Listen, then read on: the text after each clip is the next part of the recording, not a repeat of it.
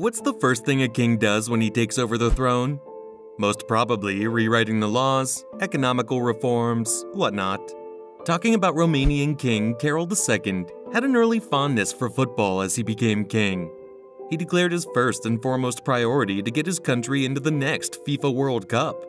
Hello everyone! In today's video, we're going to talk about King Carol II's mentoring of the Romanian football team. But before we begin, make sure to subscribe to the channel and hit the bell icon to get notified of the latest updates on our channel.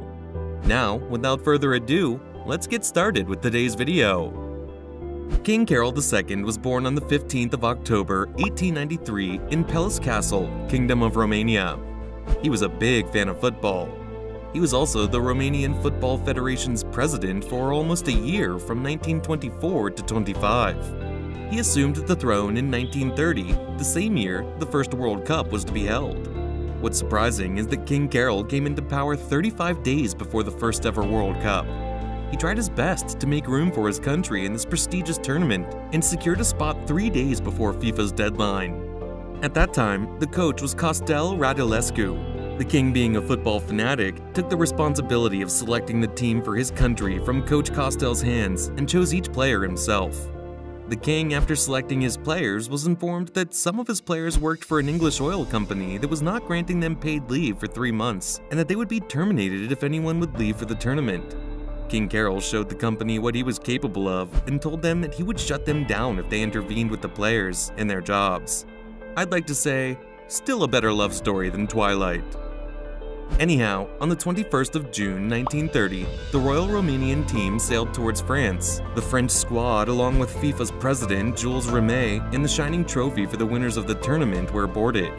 The ship took off towards Barcelona, Spain, where the Belgian squad was picked up, followed by the Brazilian squad from Rio.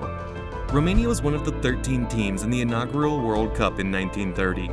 The FIFA draws were presented, and Romania was placed in Group C, consisting of 3 teams: Uruguay, Romania, and Peru, with only the winner advancing to the semifinals.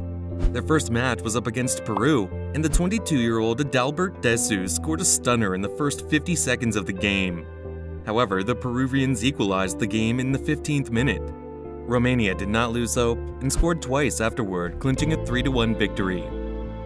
The next match was underway against the eventual champions, Uruguay, who had a strong formation consisting of great players like Hector Scarone, Pedro Cia, and Jose Andrade.